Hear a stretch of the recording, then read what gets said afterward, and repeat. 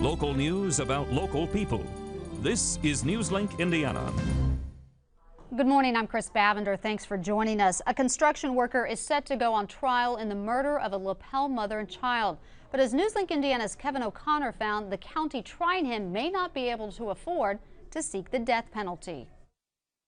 Because if you have life in prison, you still get to see your family and you still get to live. For now, Frederick Michael Baer could face the death penalty if convicted of murder. He's accused of slitting the throats of Corey Clark of Lapel and her 4-year-old daughter, Jenna. Madison County Auditor Pat Dillon was scheduled to be in court this morning to tell the judge in Baer's case whether or not the county could afford his defense in a capital trial. I was going to tell them the same thing I'm telling you. We don't have any money. That hearing was delayed until January, but Dillon says the county will still be short of the $1 million it needs to pursue the death penalty. Dillon says the county is already running on borrowed funds.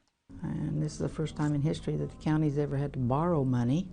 Last week, Baer's defense attorney, Doug Long, sent Dillon this list of criminals who he says had committed crimes as bad, if not worse, than those in the case pending against Frederick Michael Baer.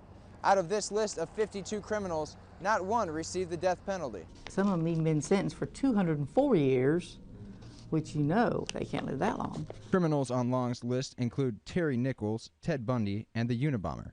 But most people we talk to say Baer should die if he's convicted.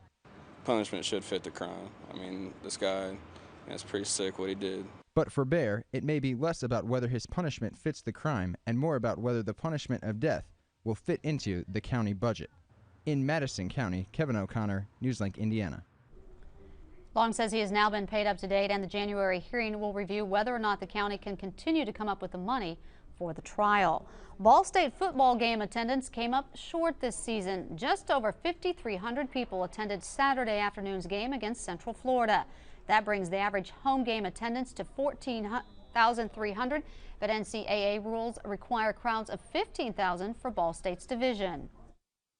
Yeah, I'm disappointed because that was 11 seniors' last home game. And their peers and the people in this community, it disappointed me. Associate Athletic Director Matt Wolford said Ball State will likely receive a letter from NCAA, but the team should be able to keep its status if it meets the attendance numbers next year.